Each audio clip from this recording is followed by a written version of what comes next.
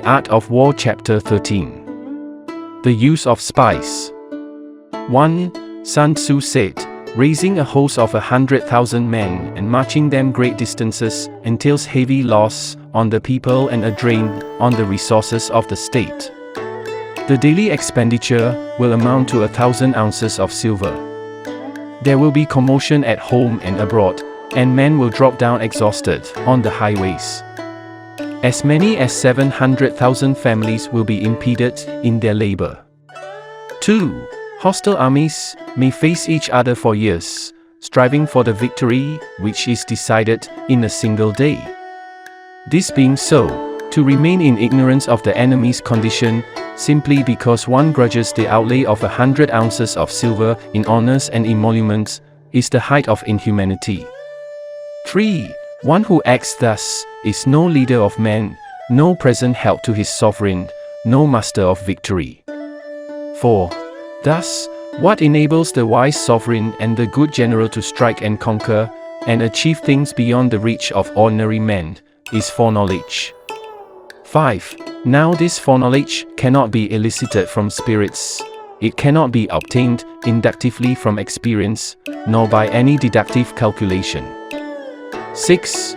Knowledge of the enemy's dispositions can only be obtained from other men. 7.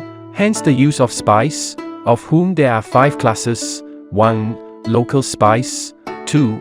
Inward spies, 3. Converted spies, 4. Doomed spies, 5. Surviving spies. 8. When these 5 kinds of spy are all at work, none can discover the secret system.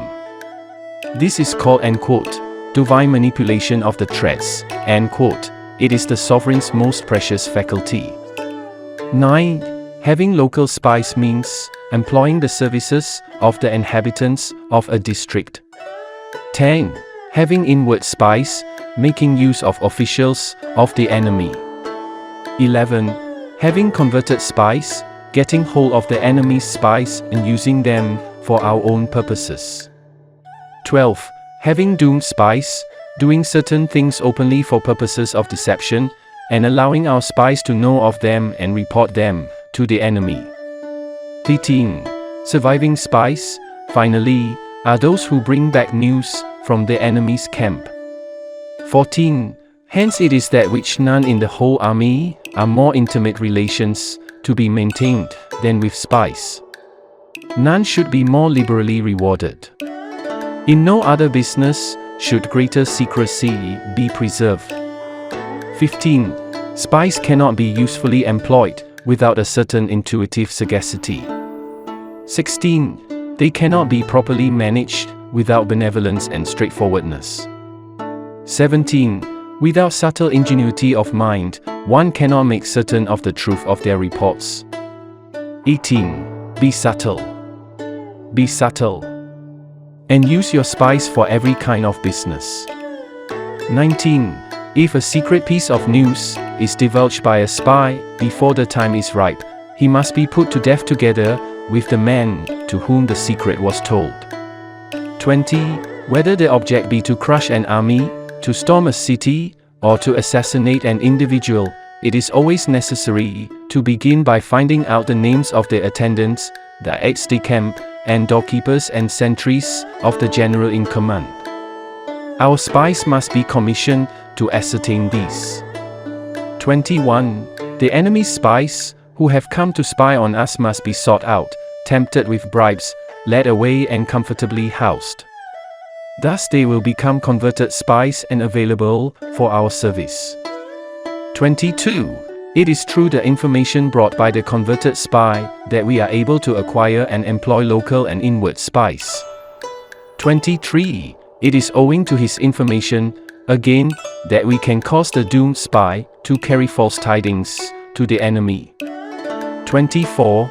Lastly, it is by his information that the surviving spy can be used on appointed occasions. 25. The end and aim of spying in all its 5 varieties is knowledge of the enemy, and this knowledge can only be derived, in the first instance, from the converted spy. Hence it is essential that the converted spy be treated with the utmost liberality. 26. Of old, the rise of the Yin dynasty was due to Qi who had served under the Xiao. Likewise, the rise of the Zhou dynasty was due to Lu Ye, who had served under the Yin. 27. Hence it is only the enlightened ruler and the wise general who will use the highest intelligence of the army for purposes of spying, and thereby they achieve great results.